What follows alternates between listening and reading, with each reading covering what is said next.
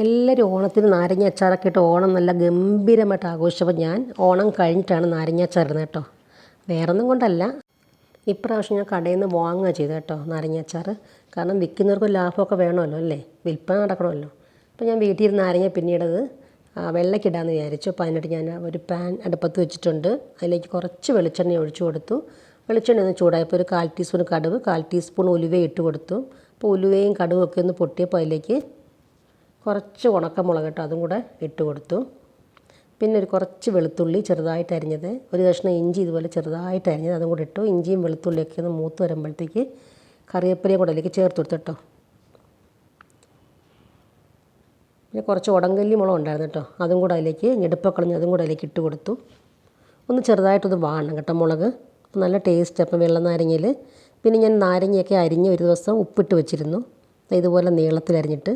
പിന്നെ അതിലേക്ക് മഞ്ഞൾപ്പൊടി 1/4 ടീസ്പൂണോളം കായപ്പൊടി ഇട്ട് കൊടുത്ത് കുറച്ച് വെള്ളം ഒഴിച്ചു കൊടുക്കണം അതിലേക്ക്. ഒരുപാട് വേണ്ട കേട്ടോ, ചെറിയ കുഞ്ഞ് ബൗളിന് 2 ബൗൾ വെള്ളം ഒഴിച്ചു കൊടുത്തപ്പോൾ വെള്ളമൊക്കെ തിളച്ച് വരുമ്പോൾ നല്ലപോലെ തിളയ്ക്കുമ്പോൾ നമുക്ക് ഗ്യാസ് അങ്ങ് ഓഫ് ചെയ്യാം. അതിനുശേഷം ഉപ്പ് ആവശ്യമുണ്ടെങ്കിൽ മാത്രം ഇട്ട് കൊടുത്താൽ മതി. ഇപ്പോൾ എനിക്ക് ഉപ്പ് കുറച്ച് കുറവായിരുന്നു. പിന്നെ അതിലേക്ക് ഈ നാരങ്ങയും കൂടെ ഇട്ട് നന്നായിട്ടൊന്ന് ഇളക്കി ഒന്ന് യോജിപ്പിച്ചിടുക കേട്ടോ.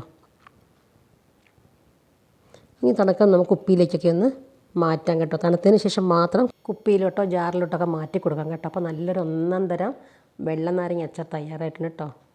അപ്പോൾ വീഡിയോ ഒക്കെ ഇഷ്ടമായാലും ഒന്ന് സബ്സ്ക്രൈബ് ചെയ്യാൻ കൂടി മറക്കല്ലേ. അപ്പോൾ ഞാൻ അടുത്ത വീഡിയോ വീണ്ടും കാണാം. Bye bye.